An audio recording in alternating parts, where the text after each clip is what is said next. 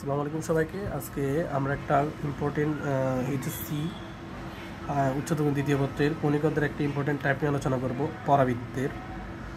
পরাবৃত্তের শীর্ষবিন্দু এবং উপকেন্দ্র হতে কীভাবে আমরা নিয়ামক রেখার সমীকরণ বের করব সেটা দেখব আজকে।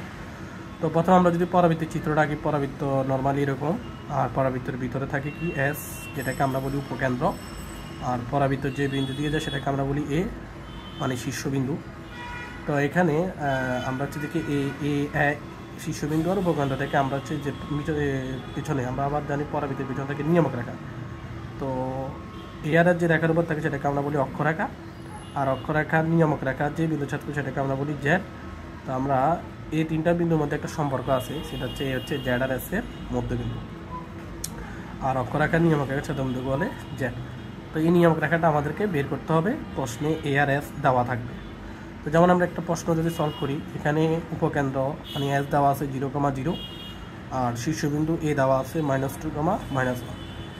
পরাবৃত্তের এ মানে শীর্ষবিন্দু আর উপকেন্দ্র এস দেওয়া আছে। আমরা এখন নিয়ামক রেখা মানে এম বের করব। তো প্রথমে হচ্ছে দেখি নিয়ামক রেখা বের করার কয়েকটা প্রসেস আছে। এক নম্বর প্রসেস হচ্ছে আমাকে অক্ষরেখা বের করতে হবে। যেমন এখানে আমরা যদি দেখি নিয়ামক রেখা হচ্ছে এটা, নিয়ামক রেখার উপর দেখতেছি আমরা অক্ষরেখাটা লম্ব। তারপরে নিয়ামক রেখা বের করতে হলে আমাকে ফার্স্ট অফ অল অক্ষরেখা বের করতে হবে। তাহলে আমি আগে অক্ষরেখাটা বের করব। অক্ষরেখাটা যেহেতু দুইটা বিন্দু দিয়ে যায় এ এবং এস, তাহলে আমরা দুইটা বিন্দুগামী রেখাটা বের করব। ওই দুইটা মানে এ এস বিন্দুগামী রেখাই হবে অক্ষরেখা। তো প্রথমে আমরা এ এস বিন্দুগামী অর্থাৎ অক্ষরেখার সমীকরণটা বের করব।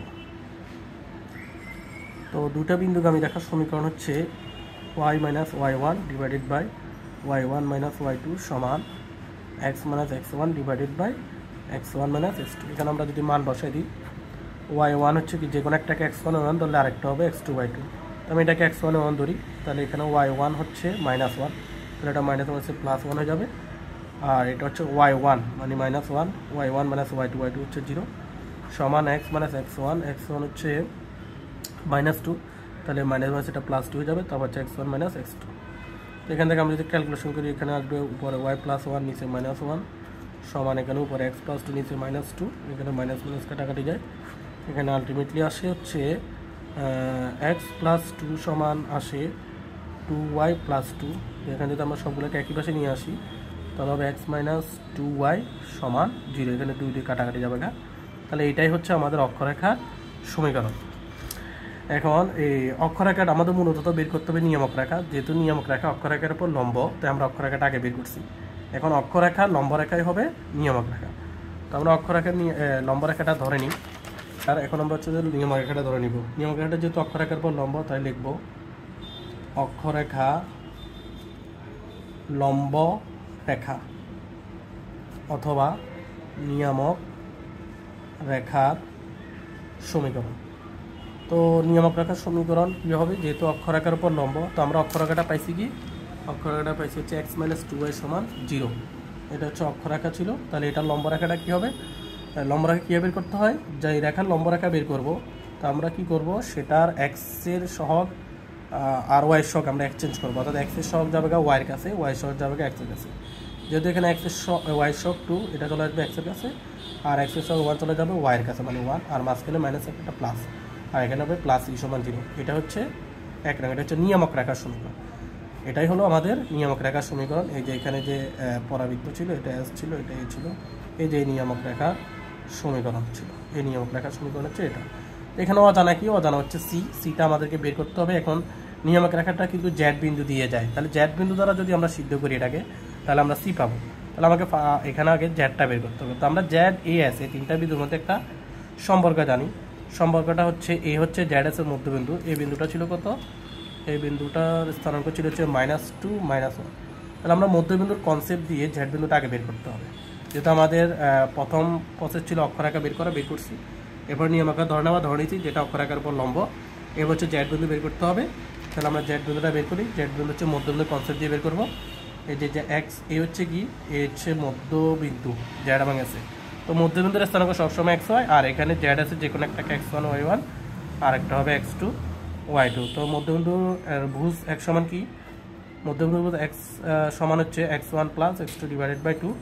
তো এখানে x এর জায়গা আছে -2, আর এখানে x1 এর জায়গায় আছে, x1 তো আমি বের করবো যেহেতু জেড বিন্দুর স্থান বুঝ, আর প্লাস x2 হচ্ছে কত 0/2।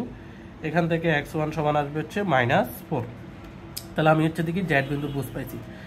এরপরে একইভাবে মধ্যবিন্দুর কোটি y সমান হবে y1 প্লাস y2/2। এখানে y জায়গায় আছে -1, আর y1 যেহেতু আমি জেড বিন্দুর কোটি বের করবো, y1 হচ্ছে জেড বিন্দুর কোটি, প্লাস y2 হচ্ছে 0/2। এখান থেকে y1 আসবে -2। সুতরাং আমরা জেড বিন্দুর স্থানাঙ্ক পেয়ে গেছি। জেড বিন্দুর স্থানাঙ্ক হচ্ছে, জেড বিন্দুর বুঝ হচ্ছে -4, কোটি হচ্ছে -2। এই জেড বিন্দু দিয়ে নিয়ামক রেখা যাবে, এই যে নিয়ামক রেখা এটা জেড বিন্দু দিয়ে যায়, অর্থাৎ জেড বিন্দু দ্বারা আমি নিয়ামক রেখাটাকে কি করতে পারবো, সিদ্ধ করতে পারবো। তাহলে সুতরাং 1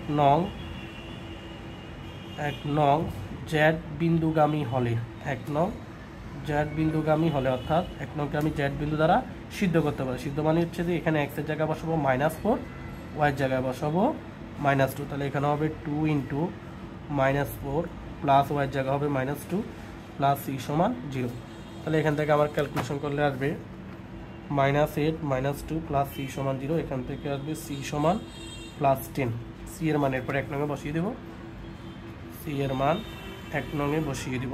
এই যে সিদ্ধ করবো আর কি, আমরা এখানে সিদ্ধ করছি, সিদ্ধ করার পর আমরা c এর মান পাইছি, c এর মানটা এখন 1 নঙে বসিয়ে দেব। 1 নঙে বসিয়ে দিলে আমরা পাই হচ্ছে 2x + y + 10 সমান 0। এটাই হচ্ছে আমাদের নিয়ামক রেখা সমীকরণ। আজকে এতটুকুই, এটা অনেক ইম্পর্টেন্ট টাইপ পরীক্ষার জন্য। আল্লাহ হাফেজ।